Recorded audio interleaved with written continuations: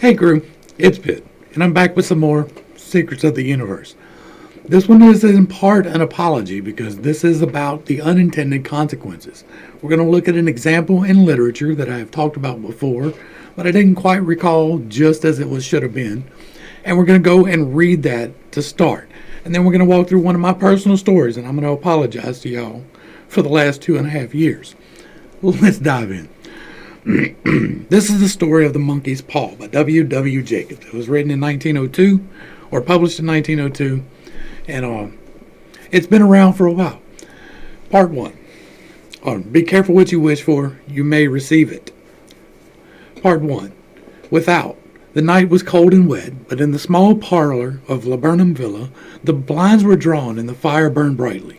Father and son were at chess, the former, who possessed ideas about the game involving radical chances, putting his king into such sharp and unnecessary perils that it even provoked comment from the old white-haired lady, knitting placidly by the fire. "Hark at the wind," said Mr. White, who, having seen a fatal mistake after it was too late, was amiably desirous of preventing his son from seeing it. "I'm listening," said the latter grimly, surveying the board as he stretched out his hand. "Check.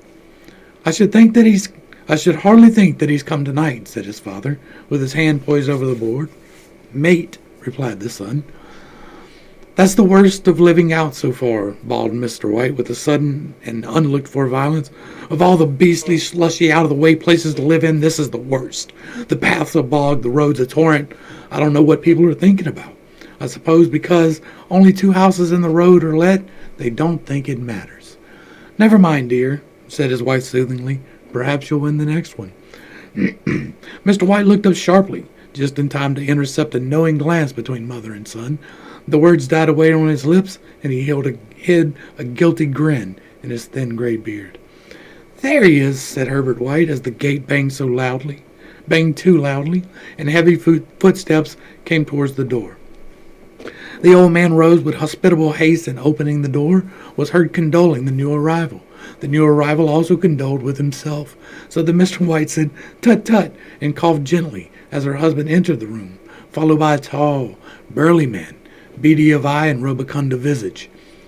"Sergeant Major Morris," he said, introducing him. The sergeant major took hands, and taking the proffered seat by the fire, watched contentedly as his host got out whiskey and tumblers and stood a small copper kettle on the fire. At the third glass, his eyes got brighter, and he began to talk, the little family circle regarding with eager interest this visitor from distant parts, as he squared his broad shoulders in the chair and spoke of wild scenes and doughty deeds, of wars and plagues and strange peoples. 21 years of it," said Mr. White, nodding at his wife and son. "When he went away, he was a slip of a youth in the warehouse, and now look at him." "He didn't look to have taken much harm," said Mrs. White politely. "I'd like to go to India myself," said the old man, "just to look around a bit, you know." "Better where you are," said the sergeant major, shaking his head. He put down the empty glass, and sighing softly, shook it again. "I should like to see those old temples and fakirs and junglers," said the old man. "What was that you started telling me the other day about a monkey's paw or something, Morris?" "Nothing," said the soldier hastily. "Leastways, nothing worth hearing." "Monkey's paw?" said Mrs. White curiously. "Well, it's just a bit of what you might call magic, perhaps," said the sergeant major offhandedly. And the 3 listeners leaned forward eagerly. The visitor absent-mindedly put his empty glass to his lips and then set it down again. The host filled it for him. "To look at," said the sergeant major, fumbling in his pocket. "It's just an ordinary little paw, dried to a mummy." He took something out of his pocket and proffered it. Miss White drew back with a grimace, but her son, taking it, examined it curiously. "And what is there special about it?" inquired Mr. White as he took it from his son, and having examined it, placed it upon the table. "It had a spell put on it by an old fakir," said the sergeant major, "a very holy man. He wanted to show that fate ruled people's lives, and that those who interfered with it did so to their sorrow. He put a spell on it so that 3 separate men could each have 3 wishes from it. His manners were so impressive that his hearers were conscious, and that their light laughter had jarred somewhat. Well, "Why don't you have 3, sir?" said Herbert White cleverly. The soldier regarded him in the way that middle age is wont to regard presumptuous youth. "I have," he said quietly, and his blotchy face whitened. "And did you really have the 3 wishes granted?" asked Miss White. "I did," said the sergeant major. His glass tapped against his strong teeth. "And has anybody else wished?" persisted the old lady. "The first man had his 3 wishes, yes," was the reply. "I don't know what the first 2 were, but the third was for death. And that's how I got this paw." His tones were so grave that a hush fell upon the group. "If you've had your 3 wishes, it's no good to you now, then, Morris," the old man said at last. "What do you keep it for?" The soldier shook his head. "Fancy, I suppose," he said slowly. "I did have some idea of selling it, but I don't think I will. It's caused me enough mischief already. Besides, people don't buy. They think it's a fairy tale, some of them. And those who do think anything of it want to try it first and pay me after." "If you could have another 3 wishes," said the old man, eyeing him keenly, "would you have them?" "I don't know," said the other. "I don't know." He took the paw, dangling it between his forefinger and thumb, and suddenly threw it upon the fire. White, with a slight cry, stooped down and snatched it off. "Better let it burn," said the soldier solemnly. "If you don't want it, Morris," said the other, "give it to me." "I won't," said his friend doggedly. "I threw it on the fire. If you keep it, don't blame me for what happens. Pitch it in the fire like a sensible man." The other shook his head and examined his possession closely. "How do you do it?" he inquired. "Hold it up in your right hand and wish aloud," said the sergeant major, "but I warn you of the consequences." "Sounds like Arabian Nights," said Mrs. White, as she rose and began to set the supper. Don't you think you might wish for 4 pairs of hands for me?" The husband drew the talisman from his pocket, and all 3 burst into laughter as the sergeant major, with a look of alarm on his face, caught him by the arm. "If you must wish," he said gruffly, "wish for something sensible." Mr. White dropped it back into his pocket and, placing chairs, motioned his friend to the table. In the business of supper, the talisman was partly forgotten, and afterward the 3 sat listening in an enthralled fashion to the second installment of the soldier's adventures in India. "If the tale about the monkey's paw is not more truthful than those he's been telling us," said Herbert as the door closed behind their guest, just in time to catch the last of the train, "we shan't make much out of it." "Did you give anything for it, father?" inquired Mrs. White, regarding her husband closely. "A trifle," said he, coloring slightly. "He didn't want it, but I made him take it, and he pressed me again to throw it away." "Likely," said Herbert, with pretended horror. "Why, we're going to be rich and famous and happy. Wish to be an emperor, father, to begin with. Then you can't be henpecked." He darted around the table, pursued by the maligned Miss White, armed with an antimacassar. I don't know that word. Mr. White took the paw from his pocket and eyed it dubiously. "I don't know what to wish for, and that's a fact," he said slowly. "It seems to me that I've got all I want." "If you only cleared the house, you'd be quite happy, wouldn't you?" said Herbert, with his hand on the shoulder. "Well, wish for 200 pounds then, and that'll just do it."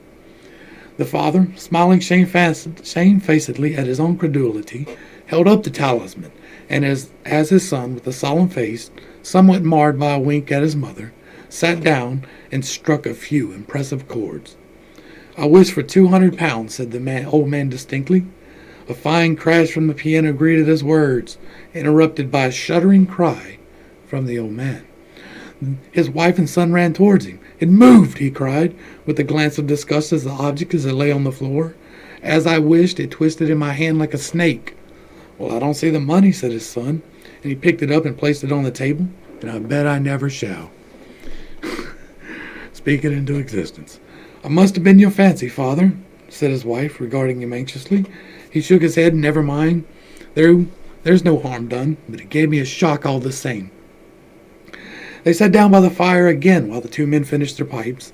Outside, the wind was higher than ever, and the old man started nervously at the sound of a door banging upstairs.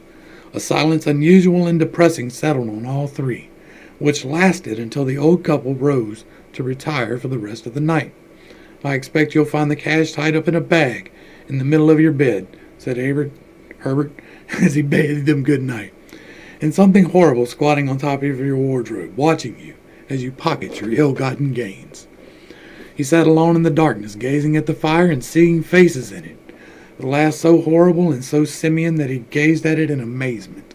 It got so vivid that with a little uneasy laugh, he felt on the table for a glass containing a little water to throw over it. His hand grasped the monkey's paw, and with a little shiver, he wiped his hand on his coat and went up to bed. In the brightness of the wintry sun next morning, as it streamed over the breakfast table, he laughed at his fears. There was an air of prosaic wholesomeness about the room, which it had lacked on the previous night, and the dirty, shriveled little paw was pitched on the sideboard with a carelessness which betokened no great belief in its virtues. "I suppose all old soldiers are the same," said Mrs. White. "The idea of our listening to such nonsense! How could wishes be granted in these days? And if they could, how could 200 pounds hurt you, Father?" "Might drop on his head from the sky," said the frivolous Herbert. "Morris said the things happened so naturally that you might, if you so wished, attribute it to coincidence." "Well, don't break into the money before I come back," said Herbert as he rose from the table. "I'm afraid it'll turn you into a mean, avaricious man, and we shall have to disown you."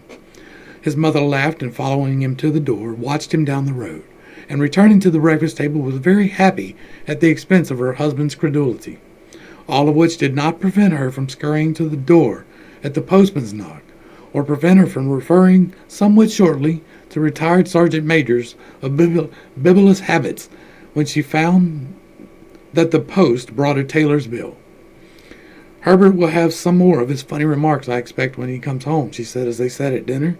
"I dare say," said Mr. White, pouring himself out some beer. "But for all that, the thing moved in my hand, I'll swear to." "You thought it did," said the old lady soothingly. "I say it did," replied the other. "There was no thought about it. I had just— What's the matter?" His wife made no reply. She was watching the mysterious movements of a man outside, who, peering in an undecided fashion at the house, appeared to be trying to make up his mind to enter. In mental connection with the 200 pounds, she noticed that the stranger was well dressed and wore a silk hat of glossy newness. 3 times he paused at the gate and then walked on again. The 4th time he stood with his hand upon it, and then with sudden resolution flung it open and walked up the path. Mrs. White at the same moment placed her hands behind her, hurriedly unfastening the strings of her apron, put that useful article of apparel beneath the cushion of her chair. She brought the stranger, who seemed ill at ease, into the room.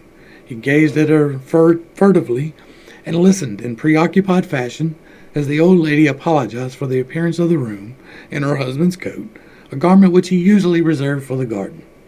She then waited patiently, as her sex would permit, for him to broach his business, but he was at first strangely silent.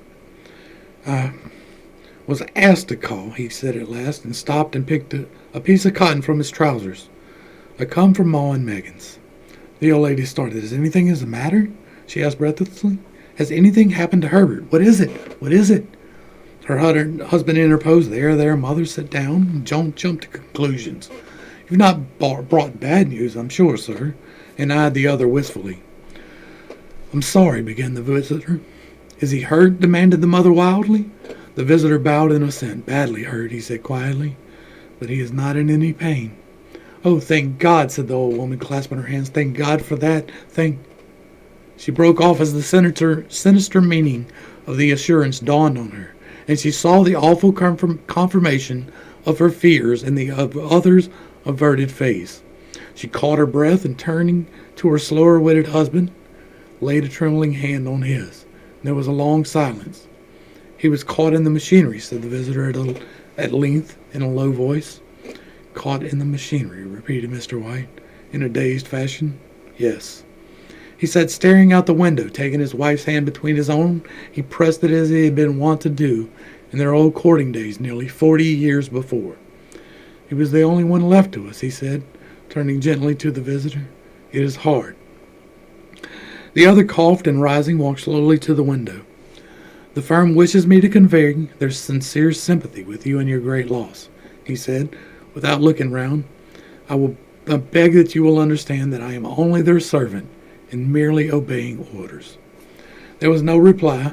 The old woman's face was white, her eyes staring, her breath inaudible.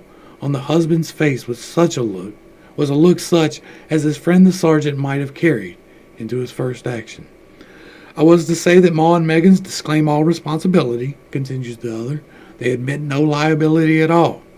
But, in consideration of your son's services, they wish to present to you with a certain sum as compensation. Mr. White dropped his wife's hand and, rising to his feet, gazed with a look of horror at his visitor. His dry words shaped the words. How much? 200 pounds was the answer. Unconscious of his wife's shriek, the old man smiled faintly, put his hands out like a sightless man, and dropped senselessly, in a senseless heap, to the floor. In the new huge cemetery 2 miles distant, the old people buried their dead and came back to the house steeped in shadows and silence. It was all over so quickly that at first they could hardly realize it, and remained in a state of expectation, as though something else to happen, something else which was to lighten this load, too heavy for old hearts to bear.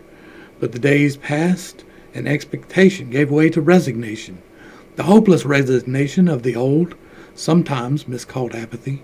Sometimes they hardly exchanged a word, for now they had nothing to talk about, and their days were long to weariness. It was about a week after that the old man, waking suddenly in the night, stretched out his hand and found himself alone. The room was in darkness, and the sound of subdued weeping came from the window. He raised himself in bed and listened. "Come back," he said tenderly. "You will be cold." "It is colder for my son," said the old woman, and wept afresh. The sounds of her sobs died away in his ears. The bed was warm, and his eyes heavy with sleep. He dozed fitfully, and then slept until a sudden wild cry from his wife awoke him with a start. "The paw!" she cried wildly. "The monkey's paw!" He started up in alarm. Where is it? What's the matter?" And she came stumbling across the room towards him. "I want it," she said quietly. "You've not destroyed it." "It's in the parlor on the bracket," he replied, marveling. "Why?" So I only cried and laughed together, bending over, kissed his cheek. "I only just thought of it," she said hysterically. "Why didn't I think of it before? Why didn't you think of it?" "Think of what?" he questioned.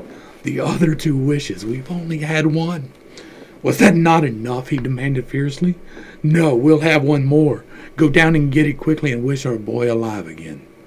The man sat in bed and flung the bedclothes from his quaking limbs. "Good God, you are mad!" he cried aghast. "Get it," she panted. "Get it quickly and wish. Oh, my boy, my boy." Her husband struck a match and lit the candle. "Go back to bed," he said unsteadily. "You don't know what you're saying." "We had the first wish granted," said the woman feverishly. "Why not the second?" "A coincidence," stammered the man. Get it and wish," cried his wife, quivering with excitement. The old man regarded her, and his voice shook. "He has been dead 10 days. And besides I would not tell you else, but I could only recognize him by his clothing. If he was too terrible for you to see then, how now?" "Bring him back," cried the old woman, and dragged him towards the door. "Do you think I fear the child I have nursed?" He went down into the darkness and felt his way to the parlor, and then to the mantelpiece. The talisman was in its place, and a horrible fear that the unspoken wish might bring his mutilated son before him ere he could escape the room seized up on him, and he caught his breath, and he found that he had lost the direction of the door. His brow cold with sweat, he felt his way around the table and groped along the wall until he found himself in the small passage with the unwholesome thing in his hand. Even his wife's face seemed changed as he entered the room. It was white and expectant, and to his fears seemed to have an unnatural look upon it. He was afraid of her. "Wish!" she cried in a strong voice. "It is foolish and wicked," he faltered. "Wish!" repeated his wife, and he raised his hand. "I wish my son alive again." The talisman fell to the floor, and he regarded it fearfully. Then he sank trembling into a chair as the old woman, with burning eyes, walked to the window and raised the blind. He sat until he was chilled with the cold, glancing occasionally at the figure of the old woman peering through the window. The candle end, which had burned below the rim of the china candlestick, was throwing pulsating shadows on the ceiling and wall, until with a flicker larger than the rest, it expired. The old man, with an unspeakable sense of relief at the failure of the talisman, crept back into his bed, and a minute afterwards the woman came silently and apathetically beside him. Neither spoke, but sat silently listening to the tick of the clock. A stair creaked and a squeaky mouse scurried noisily through the wall. The darkness was oppressive, and after lying for some time, screwing up his courage, he took the box of matches and, striking one, went downstairs for a candle. At the foot of the stairs, the match went out and he paused to strike another. And at the same moment, a knock, came so quiet and stealthily as to be scarcely audible, sounded at the front door. The matches fell from his hand and spilled in the passage. He stood motionless, his breath suspended, until the knock was repeated. Then he turned and fled swiftly back to his room and closed the door behind him. A third knock sounded through the house. "What's that?" cried the old woman, starting up. "A rat," said the old man in shaking tones. "A rat. It passed me on the stairs." The wife sat up in bed listening, and the loud knock resounded through the house. "It's Herbert!" She ran to the door, but her husband was before her, catching her by the arm, held her tightly. "What are you going to do?" he whispered hoarsely. "It's my boy. It's Herbert," she cried, struggling mechanically. "I forgot it was 2 miles away. What are you holding me for? Let go. I must open the door." "For God's sake, don't let him in," cried the old man, trembling. "You're afraid of your own son," she cried, struggling. "Let me go. I'm coming, Herbert, I'm coming." There was another knock, and another. The woman, with a sudden wrench, broke free and ran from the room. Her husband followed on the landing and called after her appealingly as she hurried downstairs. He heard the chain rattle back and the bolt drawn slowly and stiffly from the socket. Then the old woman's voice, strained and panting. "The bolt," she cried loudly. "Come down. I can't reach it." But her husband was on his hands and knees, groping wildly on the floor in search of the paw. If only he could find it before the thing outside got in.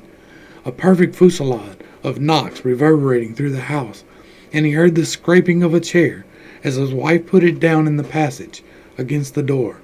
He heard the creaking of the bolt as it came slowly back, and at the same moment he found the monkey's paw and frantically breathed his third and last wish.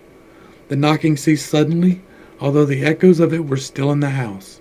He heard the chair drawn back and the door opened. A cold wind rushed up the staircase, and a long, loud wail of disappointment and misery from his wife gave him the courage to run down to her side, and then to the gate beyond it. The street lamp flickering opposite shone on a quiet and deserted road. I brought this up intentionally, and now I'm going to tell a story.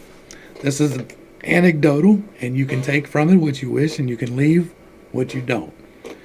But my personal story, I blame myself for the events that have happened since 2020.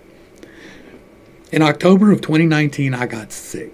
I got very sick. I got really, really sick. I sat up in bed, sleeping for 3 days because the sinus drip was too much. I thought I would drown. I had trouble breathing. I had trouble with my stamina. And because of this, I decided that I was going to become healthier. And so I started walking December 31st of 2019, the day before New Year's, because I didn't want it to be a New Year's resolution. I'm stubborn like that. I push back like that. And so I started walking in order to improve my health. And it took me 45 minutes to walk a mile. I have disabilities. I've talked about that before, and that's not the point of the story. As I was walking, I decided that I was going to take another step in my spiritual experience. And so I started praying every day as I would walk. I pray first for my wife and my children, and then I pray for my mother and my father and my father-in-law, and then I pray for all of my siblings. That is my natural siblings and my married siblings. I pray for their kids, and then I pray for my aunts and my uncles and my cousins. And then I pray for my crew. And then I pray for everyone. And I ask for my city, my state, and my country to know more peace and love, forgiveness, freedom, and prosperity. Why is this relevant, you may ask? And that is because of the law, that you do not get to choose how your prayers are answered. You put them out there, and you have to trust that it will come to the best out of that. God doesn't give you patience when you pray for patience. What he gives you is the opportunity to be patient. He doesn't give you love when you ask for more love. He gives you the opportunity to love others so that they may love you in return. So when I asked for peace and forgiveness, and then in June 7th, I know that date well because that's my birthday, we had an incident that happened that was horrible and completely misconstrued and resulted in a very long, protracted, not peace and love. I asked for freedom, and then not long after, in March of that year, on the 13th day, we wound up with a whole lot of not freedom. I asked for forgiveness, and we still don't have that. We're still working on that. And I asked for prosperity, and we are right dead square in the middle of the opportunity for more of that. We don't get to choose how our prayers are answered. We don't get to understand how that will work. And the reason why your intentions must be right is because you have to trust that coming through the other side of it is going to be the right thing. You have to be very careful with the things that you ask for. And I did not think at all that I was asking for anything bad. I want peace and love. I want forgiveness. I want freedom, and I want prosperity. Not just for me, but for all of you. Every single person who might watch this video. Every single person who will never watch this video. I want every single one of you to know peace and love, forgiveness, freedom, and prosperity. I pray that upon you every single day. And yet, here we are with the opportunity. We have an opportunity right now, and part of the reason why I changed direction is because of this. Part of the reason why I talk to you as much as I do is because of this, is because I want to be the change I want to see. And what we got in 2020 was an opportunity to learn peace and love, forgiveness, freedom, and prosperity. I don't think we did it too well to begin with, but it might appear that things are turning around. It may appear that we are coming up on an election cycle that might make a difference. It might. I hope it does. I'm praying for that. I'm putting my intentionality in freedom coming on the backside of this. I'm putting my intentionality in prosperity coming on the backside of this. I'm refusing to play into the narrative that is being pushed down our throats continuously every single day about division and hate. That this makes a difference about anything. That genitalia makes a difference about anything. About you doing anything with your genitalia makes any difference to anything. The only thing that affects is you, and therefore it has nothing to do with me. I'm not going to hate you because of who you choose to partner with. I'm not going to hate you because of what color skin you were born with. And I refuse to let you hate me for it. If you meet me in person, now you may hate me, you might, but you're going to have to work at it. Because I'm going to try my best to be nice to you and to engender the things that I pray for every day. I pray for peace and love, forgiveness, freedom, and prosperity because I believe in those things. And that is the things that I am speaking into existence. I don't get to choose how that comes, though. Now, this is my simulation. Y'all are all NPCs in my simulation until you come with me on a better journey, right? Until we decide to journey together. I use the analogy of a raiding guild, right? Until we decide that we are going to attack this boss and work together. We are all separately working in our own simulation. We are all in this artificial world that is not really us, right? We are not the meat suit. We are the force that drives it. We are the spark of divinity that actually brings things into existence from it. We are creation. We are creation. Be careful what you ask for. Be careful. Make sure your intentions are right. Make sure that you are praying for the right things. I did not I did not in any way anticipate the lack of freedom and forgiveness and love that came from me asking for those things. I do blame myself for that. I do, because it happened. You can believe in a coincidence. It can align so that it might be a coincidence. It just so happens I got sick in October with the thing that shut down the world. I just so happened to have gotten sick before there was a leak anywhere, before there was a panic anywhere. I just so happened to have caught this thing, and I was told to go home and sleep it off. I did not anticipate the lockdowns. I did not anticipate any of the foolishness that came on the backside of that. But we have had an opportunity ever since I started praying for these things, to learn these things. We have had the opportunity to learn forgiveness and peace and love and freedom and prosperity. And it appears that we have chosen the wrong thing. In October of 2020, I started praying daily for the President of the United States. And I'm not going to say the name so that I don't get taken off. And then come January of the next year, whenever the new guy came in, I started praying for him by name. Because I have to understand that while it is not my desire that that man be in the position that he is in any way, he has led to a lot of people becoming aware of situations that they were not aware of prior. There has been no greater waking up force than Sleepy Guy. There's been zero people in history that has woken up as many people as the decisions that were placed to put us into a position to learn peace and love, forgiveness, prosperity, and freedom. It may seem like we are not being prosperous now, but that is not real. We are still maintaining. It sucks. It is tight. I will grant you that. But in order to learn how to be prosperous, you have to learn the other side. You have to learn deprivation. In order to learn love, you have to experience hate. In order to learn forgiveness, you have to be the offender. And we are seeing these things happen. They have been happening steadily since I started praying. So I apologize to each and every one of you for that. I don't apologize for the outcome.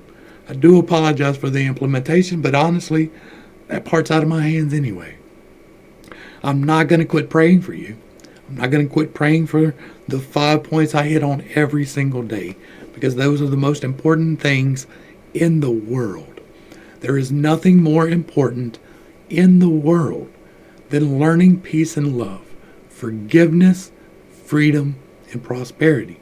And all I am trying to do is to help you learn it too. To the crew, thanks for hanging out. I appreciate every single minute that you are here with me, and I am praying for you every single day. Until next time, I love you. This has been Pitt. Peace.